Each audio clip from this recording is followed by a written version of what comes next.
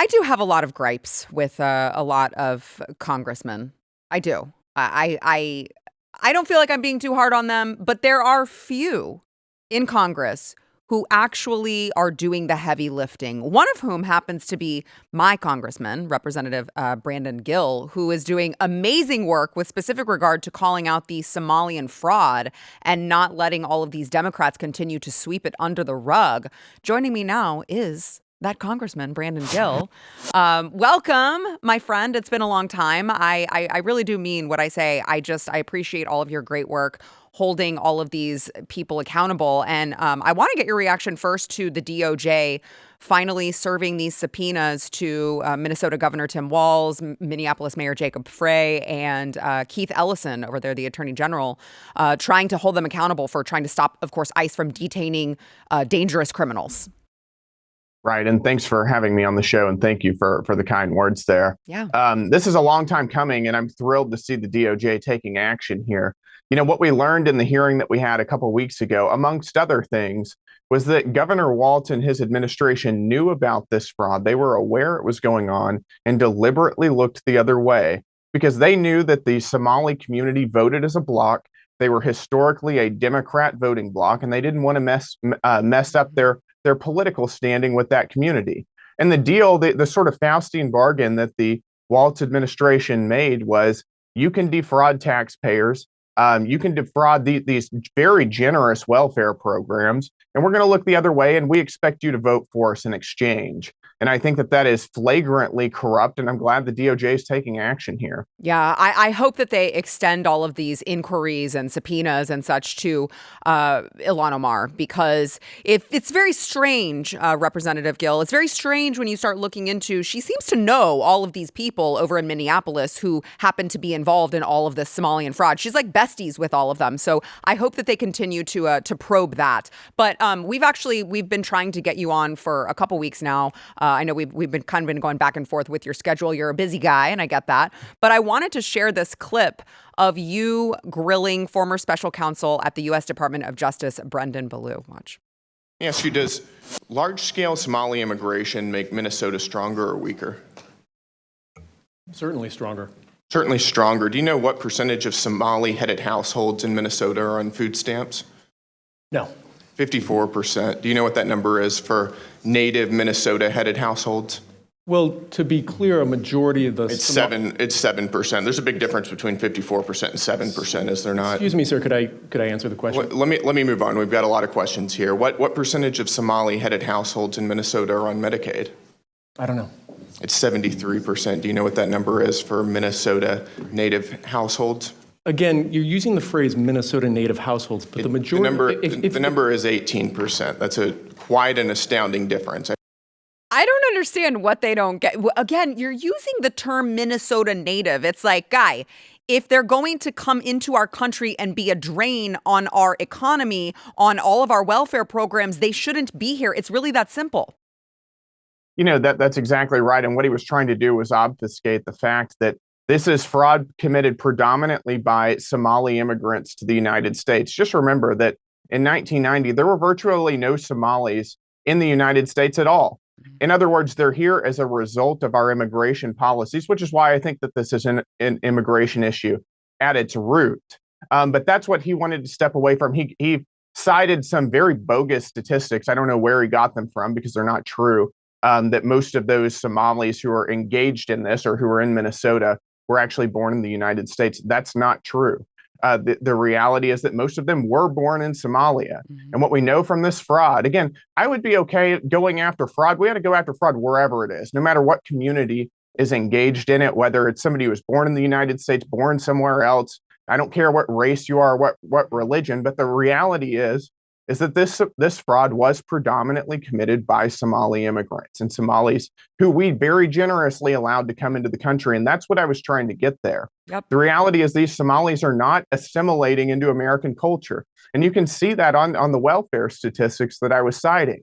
It's over 80% of Somalis in the United States or in Minnesota, excuse me, are on welfare. That is substantially higher than for native born American citizens. Which is a whole lot lower. But the most damning fact, I think, is that even after being in the United States, for 10 years or longer, the percentage of Somalis in Minnesota who are on welfare is 78%. In other words, they're not coming here to live the American dream. They're not coming here to be productive members of society. They're coming here to get free stuff, and they're getting free stuff from Democrats who are trying to use that to buy off their votes. And you're exactly right. And then on top of that, to add insult to injury, you have people like your colleague, Ilhan Omar, going out there and saying the USGD states, which, by the way, I don't think she understands the S in US already stands for states. So she's just saying United States states. But aside from that, to add to your point, she just shows such disregard and disdain for the country that brought her here from her war-torn country, gave her all of this. She's risen to the level of congresswoman, and she still has the audacity to turn around and slap us in the face for providing her all of that opportunity. That's exactly right. I mean, Somalia is a failed state. It's an incredibly corrupt place to be. It's incredibly violent. Yeah. And, you know, we should expect whenever you import tens of thousands of people from a part of the globe where corruption is the norm, or the norm of the people in that country to deal with the government there is to try and defraud the government, isn't to be a sort of a productive member of society, or to engage in a social contract with their other fellow citizens and try to sort of lift the country up. It is to get as much as you can. And whenever you bring those people into the United States, you should expect that behavior to continue. And that's exactly what happened. But it's frankly just incomprehensibly disgusting the way Ilhan Omar talks about our country, about the country that has given her so many opportunities and have given so many Americans so many opportunities. All she has is disdain and contempt, not only for our country and our founding values, but for fellow citizens. Yeah. Brandon, can you do me a favor? I do want to ask you some more questions, but on the topic of Ilhan Omar, I need you to do me a favor. I need you to get the message to her that since America is so bad, I will personally fund a one-way ticket back to Somalia. I will pay for it. She doesn't even have to pay. I will give her this parting gift. She can go back to Somalia with all of her buddies, and she can just live there, actually, since she hates this country so much. If you could just get her that message. Well, the president has said that self-deportation flights are free, so she's welcome to take one. Yeah, she can just, what is it, CBP Home? She can just download the app, and hey, it's on us, you know? So you actually joined the Sharia Free America caucus. Tell me more about I didn't even realize that this was a thing. I'm so happy that it is, because I'm sure you know your constituents here in the state of Texas especially are very, very concerned with all of this Islam creeping in, with all of these, you know, epic cities, the all Islamic compound. I mean, this is really, really scary stuff that is happening here in this country. So tell me more about this caucus.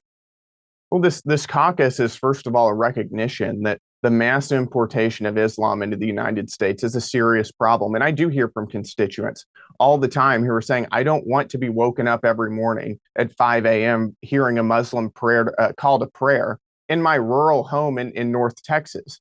That's not the country that I grew up in. That's not the country that I live in now. And I don't want to see my local community fundamentally transformed because of mass Islamic migration. But it's also furthermore a recognition that Islam as a political ideology is fundamentally incompatible with the United States, with our culture, with our governing framework. And we have to recognize that we enjoy certain freedoms and values and opportunities in the United States. And those freedoms and values and opportunities rest on top of a cultural foundation that we need to preserve. Yeah.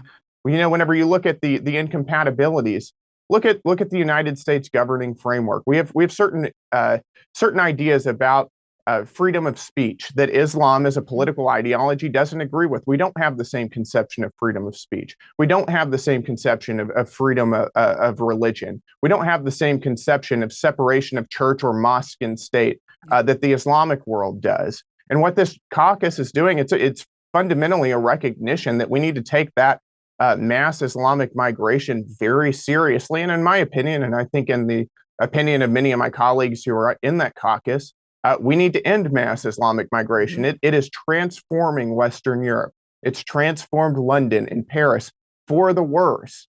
And the working class people of those countries are the ones who are bearing the brunt of that. We don't want that to happen in the United States.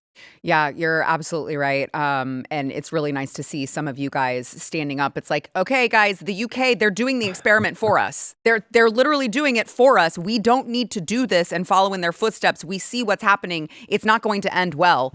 And I appreciate all of your great work on that because as I know, I'm sure you are getting this as well. They get very violent very quickly and very aggressive when you go after what they are doing to this country. So it comes with all sorts of fun death threats and stuff that I'm sure that you also experience. So I appreciate all of that. Well, I wanted to ask before I let you go. Over the weekend, obviously, I'm sure you saw Don Lemon and a bunch of radical leftists stormed a church service in Minneapolis, traumatized the children there, traumatized all of the congregants. Should they be charged with the FACE Act and thrown in prison? Absolutely, they should. You know, the FACE Act has been weaponized against conservatives and Christians and pro-life activists for decades now. And we've been very firm against that. I've actually co-sponsored a bill that would abolish the FACE Act, that would repeal it. But as long as that law is on the books, it ought to be used equally against rioters and protesters who are barging into churches to disrupt worship services. I mean, can you think of something that is more un-American than harassing somebody while they're trying to praise God? You know, for a long time in the West, we had an idea that whenever you were in a church service, you were in a sanctuary, you were somewhere that you could not be harassed, that you shouldn't be harassed, where hopefully that type of political activism would be checked at the door, where somebody could go and worship in peace. And that's something that the left fundamentally disagrees with us on. They have just nothing but raw, unadulterated contempt for the Christian faith. And this is just another example of that.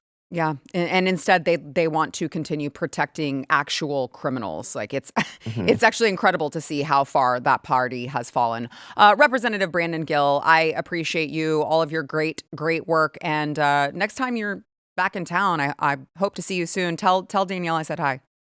Well, thanks for having me on. Thank you. Talk soon.